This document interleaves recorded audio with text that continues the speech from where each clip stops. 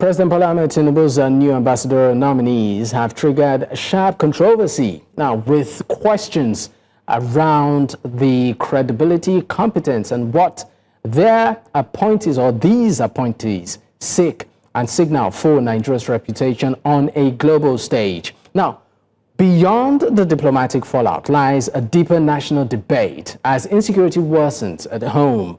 Do Nigerians have the right to seek help from foreign powers when they feel abandoned by their own government? Or does that move dangerously close to undermining national security? We unpack the politics, the stakes, and the implication for Nigeria's future.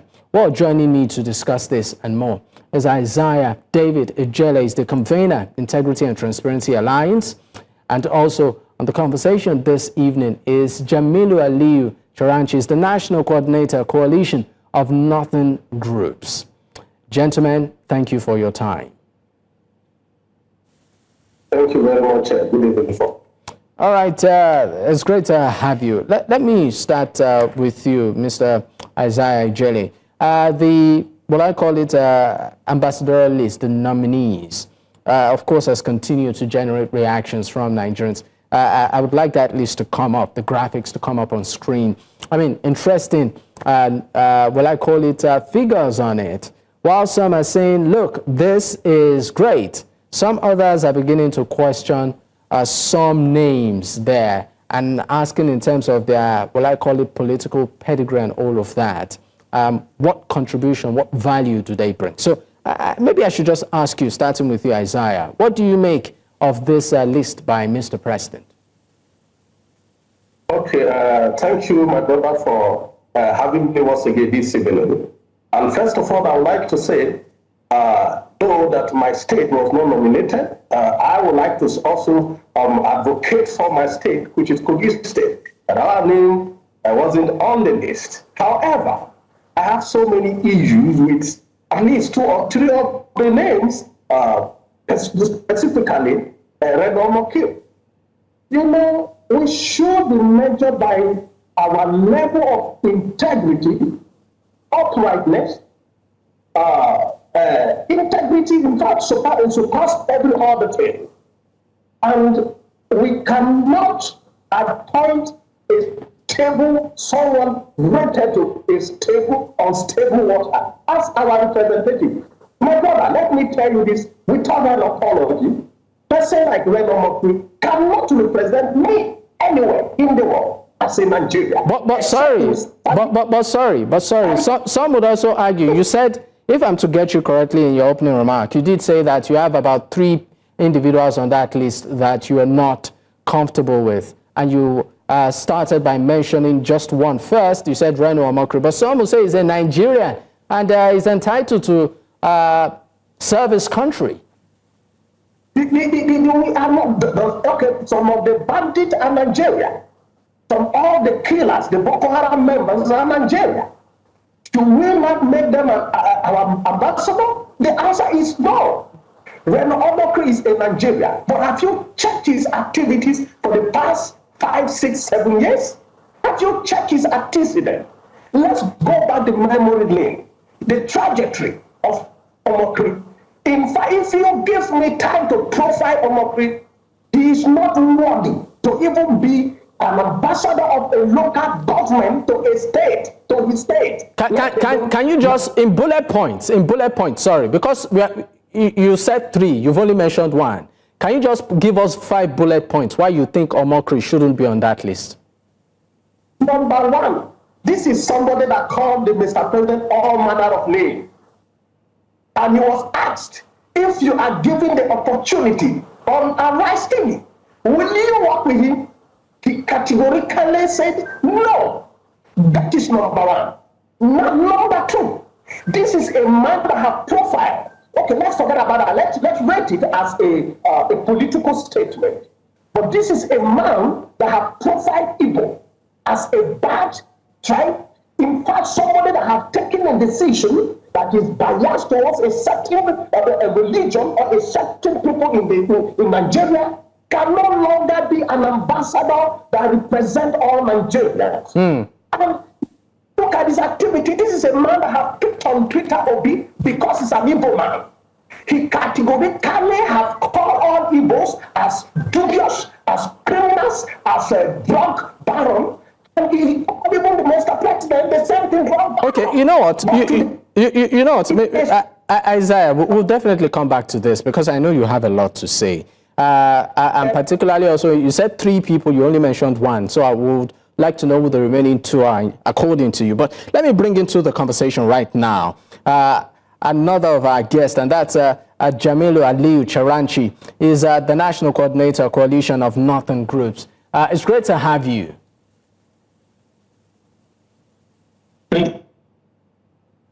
All right, I'd also ask you the same question.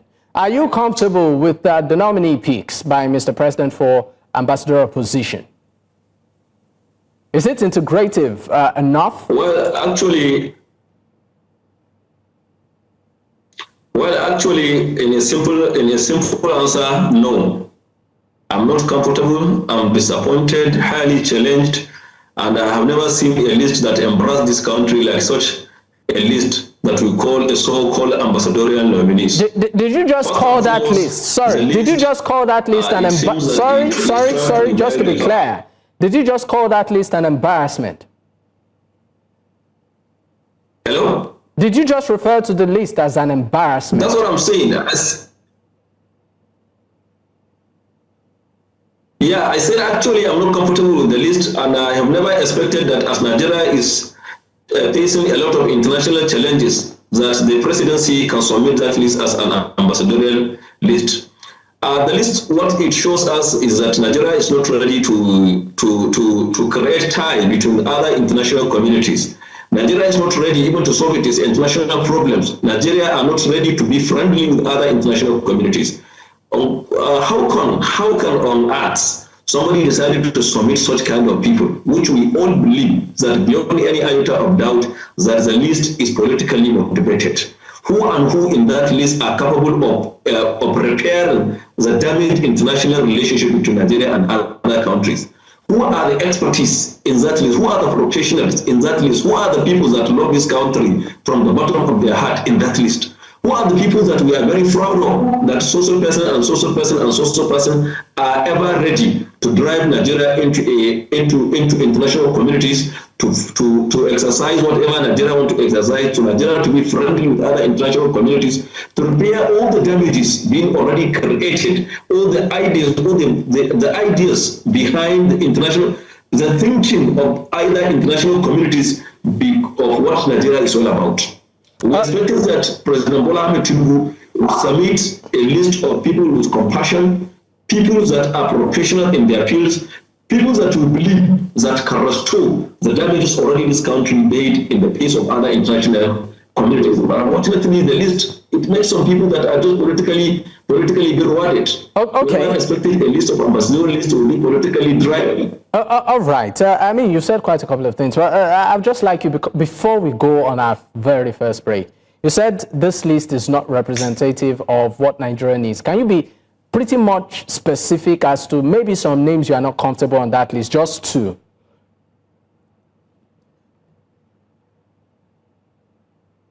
I cannot even mention 2 only, because almost the 99% of the list doesn't make international representation. Oh, wow. So you're not even comfortable with the entire list in itself? Is the name of the former INEC chairman. So it is gradually that INEC is no longer independent National Electoral Commission. It's no longer independent. The independent guy is not there. Because now the chairman of INEC will begin to think that after their tenure will be rewarded to go back to either ambassadorial nominee. Next time we will be seeing them as ministers in the Federal Republic. How can you expect someone that think of a reward and punishment that person will stand diligently to do what he's supposed to do? All right, thank you very much. And whatever ramifications. Thank you very much. We would, of course, go on a quick break. When we return, I'll be bringing into the conversation Abayomi Arabambi is the National Vice Chairman, Southwest of the Labour Party, to also lend his voice on this. Stay with us, we'll be right back.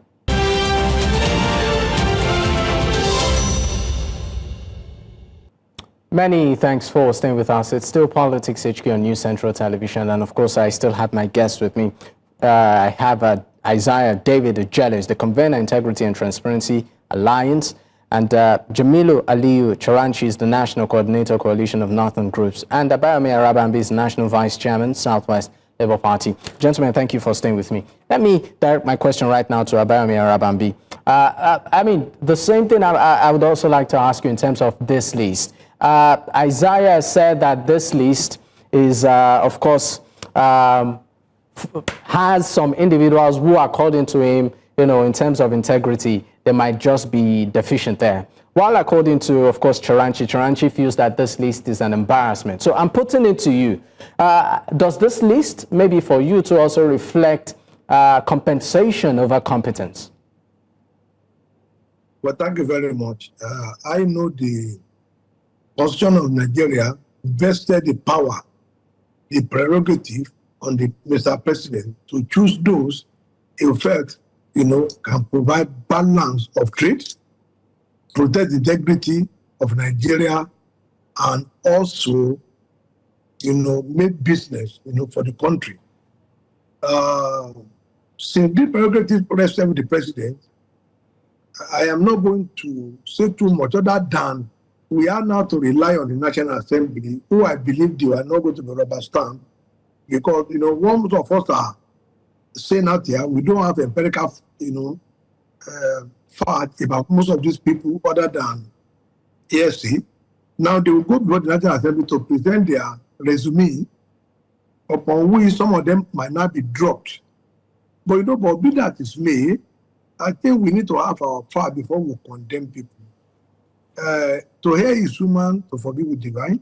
And in our Yoruba language, they said, if you don't, you know, forgive each of yesterday, you might not have acquaintances, you know, the following day. That means you're going to put everybody at your arm length. Yeah, there have been arguments. Oh, Paneka has been the president before. Reno Mokri has been the president before.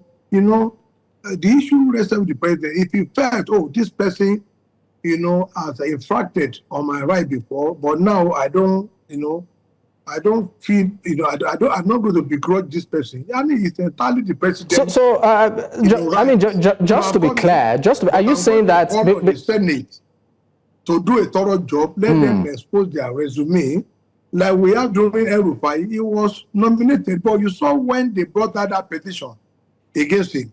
I think the Senate need to do a thorough job, so that at least Nigeria will be happy, you know, with the screening. That is just, you know, as a opposition. Because you more provide solution to whatever you are criticizing. And I'm not going to sit down here, you know, to just criticize people, their resume that I didn't know, I didn't see. But many Nigerians, please hold on. I mean, even though you said, yes, it's important to do some sort of due diligence into their resume, maybe academic qualification, work history, and, you know, career path and all of that. But many are saying that, look, let's also profile these individuals based on their public demeanor, right? And just like you singled out one of the nominees there, you said Irenu Omokri, for instance, and then you did make reference to a Yoruba adage that talks about forgiveness, that for the fact that somebody had acted in a certain way in the past doesn't mean that that person can change or isn't a good. So are you saying that in spite of the misgivings, quote and unquote, by some individuals as regards some individuals on that list, they can still be given a slap on the wrist? For example, maybe Irenu Omokri. No, you see, the only person I am averse to that list is the former chairman of INEC. You see, the president might need to consider that, you know, because of the euphoria, you know, demand generated during the 2023 general election. Everybody knows the resume of Professor Mahmoud Yakubu. There were cases even of contempt, you know, here and there against him. There were cases of him not respecting court order. I think all that, we don't know much about the other than, you know, the altercation they might have with President Bola Ahmed Tinubu while they were not together. But I am opposed to Mahmoud Jega, you know, nomination. I am opposed to it because we are all, you know, dramatic personnel in that 2023 general election. We have dramatic personnel. And even after pre and post election, I am 100% against, you know, him. Other people, you know, probably when they present their resume, you know, Nigeria will now know But I believe the Senate President will do a very thorough job, just like they dropped some ministers, ministerial nominee then. I know some of them will be dropped by the time they will now ask them, a very important question. They are faced on national television, where they will not be able to answer. Because, somebody who has said, oh, the president is a drug baron. I've gone to Chicago State University. I know some people definitely ask the question, what has changed? It doesn't depend on his response to them before, they want him to take a bow, or they will ask the president to bring another nominee. But the only person that I know does not stand clean at all is Mahmoud Jega. He is not supposed to be considered, for any ambassador appointment. So every other person, aside, that's just your opinion right now on that list, whether it's the former governor of Abia State, whether it's Reno Omakri, for you just feel that Mahmoud Jega should not be on that list and should be reconsidered. No, I just give you an example of Reno. I said by the time, he will be in that Senate chamber, certain question will be put to him, just like they did to El-Rufai. Do not forget, El-Rufai never knew they are going to ask him a question about Kaduna South, the mass killing Kaduna South under his watch. He didn't know. He didn't know somebody is going to come out. But I said about Jega cannot even, if Jega should succeed, screening under the Senate, then we have a problem in this country. Sir. We have a big problem. Okay, so I believe you're talking about Mahmoud Yakubu there, but let's. Mahmoud Yakubu, sorry. Mahmoud Yakubu, yes, just to get that in perspective too. Well, let me also go back to you, Isaiah Jelly. Isaiah, you in your intro, you did say that for you about 3 individuals. You dwelt extensively on one. What are the remaining 2? I've already written to my senators, open letter, and say all the senators from Kogi State must not confirm Omokri, they must not confirm Fani Kayode, and they must not confirm Professor Mahmoud. For goodness sake, what is the integrity of Professor Mahmoud? This is the man that oversees the election of Kogi State 2023. That the election was rigged, that Beavers, that he collected billions from federal government of Nigeria, introduce Beavers, reintroduce other mechanisms to bring about a prudential election with integrity, ended up on the orders of technicalities by his own man that he has not prosecuted anyone, to my knowledge. Such a man lacked the capacity to represent me other than in Sambisa Boy. Somebody like Panikayode who when the issue of national security, the people, when Nigeria should be arresting somebody like Shegumi, those are the people who are now spreading his articles for Nigeria to listen to him because they are looking for something from the government. See, listen to this. I am in a position in Kogi State, as an opposition that I remain absent orders, justice orders, but we cannot set our integrity because we are looking for position in government only. It's all about Nigeria. When we keep all of these people, we don't have a country. You see the public demeanor of all of these 3 people, the people in the federal government is saying, let me say 50-50, if the Senate confirm these 3 names, forget about Nigeria. We are heading to it. You see, what is integrity of Mahmoud? Therefore, let's be realistic. Let's speak truth to power. A man who couldn't, sustain integrity of election of the whole nation, that have subjugated Nigeria. But some would also argue differently by saying that this same man also transformed election in this country in a way by introducing technology. Yes, so some would say as much as fine he might have had his baggage, it was also a pretty much innovative when it was still the head, while it was still the head of INEC. Don't you also think that is the case? But let's be realistic. This man collected over 300 billion for the innovation for Beavers. And in Kogi State, let me give you an example. In some polling unit where accreditation is 300, then the total vote in the same polling unit is 3,000. And I was accepted by INEC. It's what integrity are you talking about? What introduction of beavers? Is beavers in use? Do they respect beavers? Look at the same case in Edo State, the same case in many states in Nigeria, and it is that is a technical glitch director, technical glitch chairman is not my representative. Please, President Bola Ahmed Tinubu to adopt these people into Nigeria and send the objective and send them to Southeast Forest to fight this bandit for us. They are meant to fight bandits. They are not to represent Nigeria at any level. Isaiah, your proposal is very interesting. You are saying that for you, according to you, you would rather have them go to Sambisa Forest to fight bandits as against being ambassadors of this country. Praise God. That is it. That is where they belong.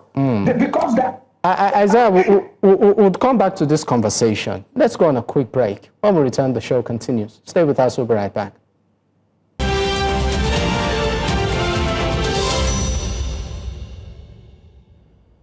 Many thanks for staying with us. It's still Politics HQ on News Central Television. I still have my guest with me. Well, at this point, we'll be switching the conversation to talk about insecurity in the country and, of course, the call or the cry by some persons for foreign assistance. The big question, is that what the country really needs at this time to be able to tackle its security challenges? I still have my guest, Isaiah David Ijele, convener, Integrity and Transparency Alliance.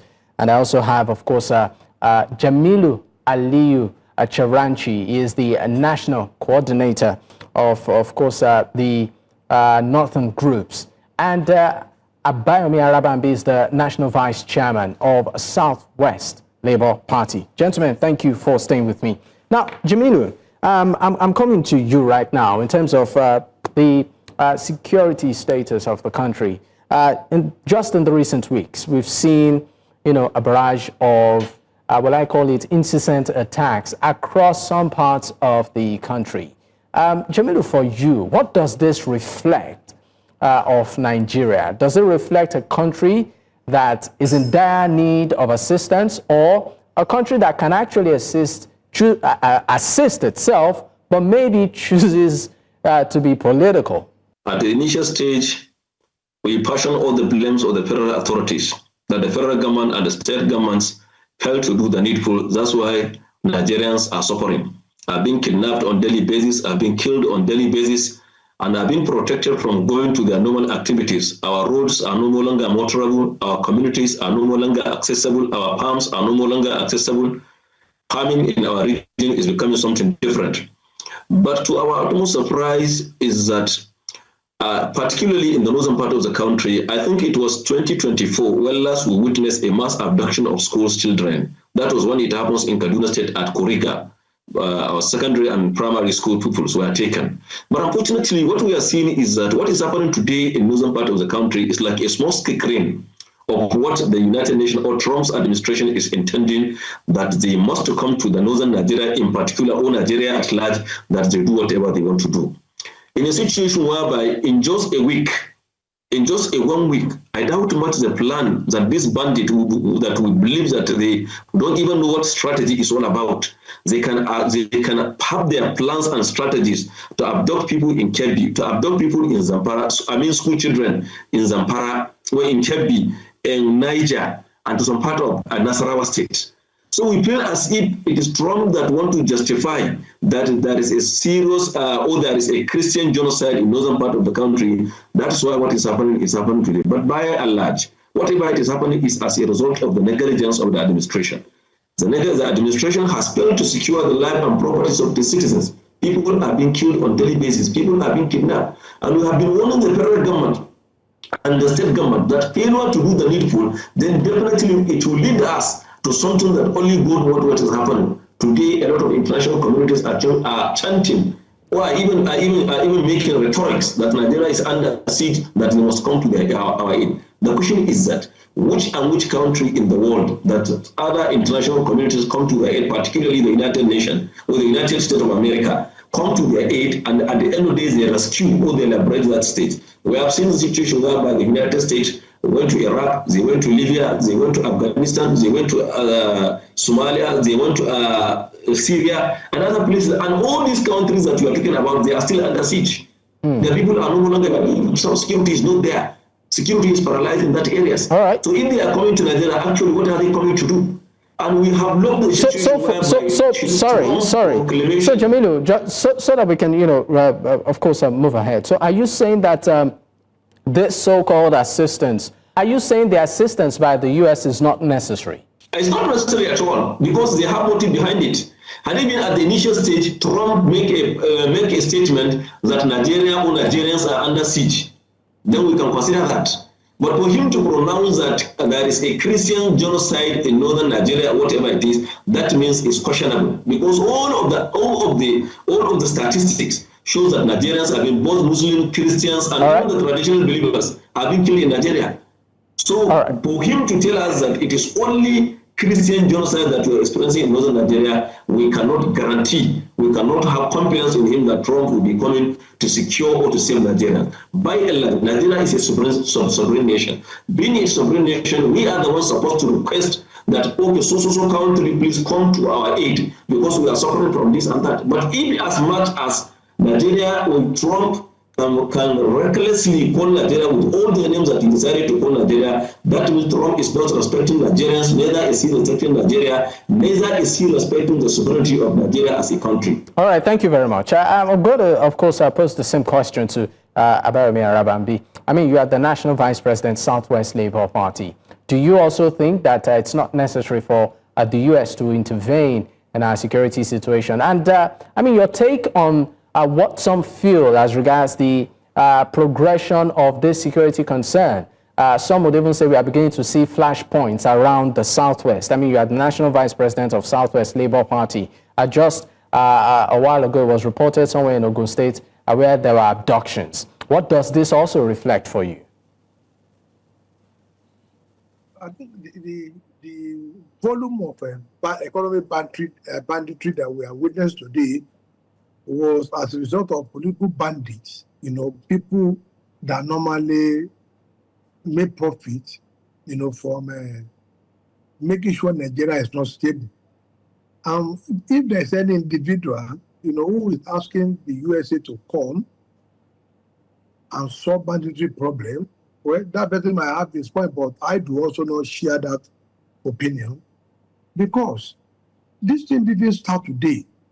Honestly, it didn't start today, but I think there is a lot of people that were against my, racist issue, what I want to say now, flashing against the Southern presidency.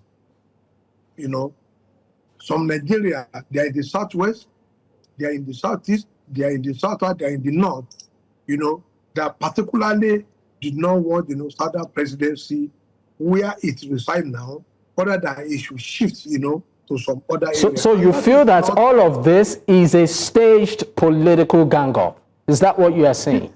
Of course, by people I would call they are political bandits. They are the ones sponsoring this economic banditry. They are the one behind it. And you even know from their comments, how could somebody say, oh, America, please come? Even during their own time, were they able to resolve the banditry? The question is capital, no. I mean, this thing is all encompassing. It's the job for us to support. There are still killings in America, today. But you won't see the Democrat or the Republican putting the blame on the president. It's only in Nigeria when people want to run for president, for governor, for assembly, once something happens within the constituency of the incumbent, they come out, with all the solution. I think that is not good enough, for electoral process. It's not good. That is just my take on it. It is being sponsored by political bandits in Nigeria. The banditry we are witnessing, the kidnapping we are witnessing, that is on the right because the election is coming. It's because the election is coming. And I know Nigeria will choose their leader in 2027. It's not whether through anybody rhetoric, or whether you are able to, demarcate Nigeria or, to call dog a bad name just for you to hang it. Mr. Arabambi, do you have any idea who these individuals who might be stalking these people, these bandits, these political bandits? Do you have any idea who they may be? You see, the point is this. You saw what the former president said about the banditry. You saw what Atiku said with the banditry. You saw what Peter Obi said with the banditry. That when Nigeria is finished, the former president, who could not also end the banditry, said, oh, if Tinubu cannot do this, let the American come. No, that is not the position. All of them has their reason. The former president never wanted any Yoruba man after himself to become president in Nigeria. We saw he was against Soyinka, he was against Shoneko, he was against Abiola, he was against Obafemi Awolowo. We know those tricks. Some of us cannot fall into those tricks. And we know Peter Obi, by his own self, he lost that election. I am also a dramatic person in that election. It wasn't because Tinubu rigged, but because Labour Party rigged themselves, we rigged ourselves out of that election, through the incompetence of Mr. Peter Obi. You said the Labour Party, sorry to digress, said the Labour Party rigged itself out of the election, the last general election, because... We lost that election, not because Tinubu rigged, but because we rigged ourselves out. How? Due to the gross incompetence, of Mr. Peter Obi. Are you getting me? Now, on the other side, the Atiku, on his own, he has always been, a lifetime ambition. Every bad thing that happened, rather for them to provide solution, you see them criticizing, the president. I have to come out clean. Those are the three, figure that I think the reason why they will never say anything right in Nigeria is because they have their eyes. But the other third person, which is the former president, was because he never wanted. Just go and look at that incident. What happened to Awolowo in 1979? My father was a member of House of Assembly in 1979. We knew what happened. Look at when Abiola came. It was him that said Abiola was not the Messiah that Nigeria wanted. It was after that time he benefited as the president of Nigeria. But what happened to that? Nothing. Other than, he was able to import darkness with $16 billion. And nobody asking questions. The Aliputo scandal is also there. The killings of OD is also there. But today, they know everything in Nigeria. And nobody else knows anything other than them that knows everything. Okay. That's the job I take. All right, thank you. Let me, of course, direct the question to Isaiah David Ujele. Isaiah, I know you are from Kogi State, and just recently we've also seen gale of attacks, in some parts of Kogi State, even though we know that the government at some point is also trying its best to push it back. Kogi, when you look at its borderline, its map, it's surrounded about 10 states plus the FCT. So I'm going to also put it to you in terms of the handling of security across the nation and the call for foreign assistance. Do you think this is necessary, Isaiah? Thank you very much, my brother. Let me tell you this. You see, if you listen to the DGDSS, his ad, he made it clear that, look, with example of when he was in Bauchi, one of the northern states, that when the villages, were receiving attacks from the bandit, one of the village took it upon itself, organized their men, and faced the bandit. He said, look, the government cannot be in every village. Police cannot be in every city and town. That is true. Army cannot be in every village. That is true. But the community policing is introduced to energize and equip the youth who know their territory to be able to fight it back. And now, most of the community like me, I have advocated and I've been speaking to my state government that, look, my boys, our boys in the village, can face these boys out. They need to be equipped. We are in a country whereby arms and assault rifle is an abomination to the common citizen. But we have the bandit, the Fulani herdsmen that are using AK-47, 49 in the broad daylight even to our mark. So we indirectly will be subjugated and captured by the same bandit allowed by the government in the first place. But thank God for the DGDSS statement is not propelling every citizen to equip themselves and face the issue squarely. So now, what am I saying? Calling for an international assistance is necessary and mandatory at this point. The technology needed to stop this insecurity, Nigeria, we don't have them. If we have them, let's see. Why are they still parading themselves? But now, look at the kidnapping in Kwara State, in Kebbi State, and all that. Are you saying that they released those people, that the body of those kidnappers were not displayed to Nigeria to say, no, we have captured and killed them? What are we talking about? Are we babies? We should stop this covering. Even the ancient book say, he who covereth his sin shall not prosper. You cannot cover, we shouldn't cover this at this point. We need international help. Let's think to this. But what do you have to say? As much as you have advocated, as much as you are advocating that we need international help, before we go on this break, in 30 seconds, what do you have to say to individuals who feel that this help usually comes at a cost? It doesn't matter. Let me tell you this. During the time of the matter before 2015 election, there were some villages and towns captured by Boko Haram. And Nigeria couldn't fight them. What do? They got contracted an international mercenaries to come and do the fight, the cleanup. And they did a fantastic job. What stopped Nigeria? What stopped Tinubu from doing the same now? But don't you also think, sorry, because some would also argue differently that, look, security is local. Hence, the call for state police. Don't you also think this can also help in its own way? The bandit fight needs a sophisticated technology to be able, even drone. This fight is not even for physical fight. If drone alone can do justice, if every state should deploy a surveillance drone, that recognizes drone that can deal with these people, trust me, in 1 week, we are done with these monsters.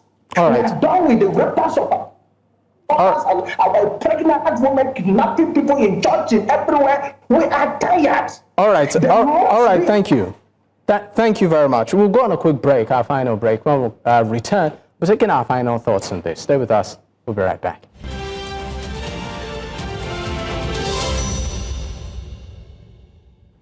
Many thanks for staying with us. It's still Politics HQ on News Central Television, and of course, we are gradually winding down. But before we go, I'd just like your final thoughts in 30 seconds. Mr. Jamilu Aliyu Chiranchi, I mean, with specifics, how do you think Nigeria can tackle its insecurity challenges from the roots? I think we seem to be having a bit of difficulty connecting. I'll direct the same question to you too. Mr. Abayomi Arabambi, in 30 seconds. How can we as a nation tackle our security challenge? You see, it's not good for Nigerians to believe in our country and for us to be faithful, to be diligent, and to believe, in this entity called Nigeria. The way for you to know that you are in Nigeria and to do your best, matter, because it's the most of these bandits. Nobody will give me any explanation why people will come with 300 motorcycles into a school and they will also have a safe passage, and no villager, no emir, no village chief want to test security against you, who those people say are. It is just about, the kind of person that we have. Let's make money from people's blood. Nigeria needs to change. Let us behave like the Americans that believe that their country is God's country. Let us support our government, because we never can say who's going to come on board in 2027. It is whatever measure we use now against any ethnic region, it is that measure they might also use against any communist administration. Let us all just, be very patient and to love our country. All right. Like we said. All right. I'm also asking you the same question as David Dujele, but I'll put it this way, and I would also like a response in 30 seconds. I mean, for the likes of people like Sheikh Gumi, who have said that, look, reintegration, amnesty should be considered for those that are repentant. What's your take on that? 30 seconds. Sheikh Gumi should be arrested long time ago. I don't know why President Tinubu is serious about this insecurity. Sheikh Gumi should be arrested. The ACF, the Arewa Community Foreign Chairman, or whoever is acting, or whoever that spoke and not supported that motion some few days ago, that amnesty should be given to bandit. I am a victim of these monsters. As I speak to you, no single house is standing in my village in Kogi State. As I speak to you, my house was brought down to zero, burned to ashes. My uncles, at least 6 members of my family, were beheaded in a broad daylight by this monster to be given amnesty. Are we joking? Are they playing on our collective intelligence? Are these people, are their brain working? Is federal government not saying these people to be arrested, that they are the reason for insecurity? What are they fighting for? Fighting to take my land and my village? I should be compensated by the government. Oh, come on now. You see, let's grow above this wickedness. And I don't, the DSS are still waiting without inviting and arrest this man. There should be anybody that all for amnesty, for bandit, for terrorists should be arrested. All right. We don't negotiate with terrorists. They are demons. All right. Thank you so much for your time on the program. Isaiah David Ejele, convener, Integrity and Transparency Alliance. Jamilu Aliyu Charanchi, National Coordinator, Coalition of Northern Groups. Abayomi Arabambi, the National Vice President, Southwest Labour Party. Once again, gentlemen, thank you for your time. Well, this, of course, is where we close it for tonight. In case you missed out, you can actually catch up on our YouTube platform. That's at News Central TV. You can also choose to follow us on social media. The handle is there on your screen. Up next is Tonight.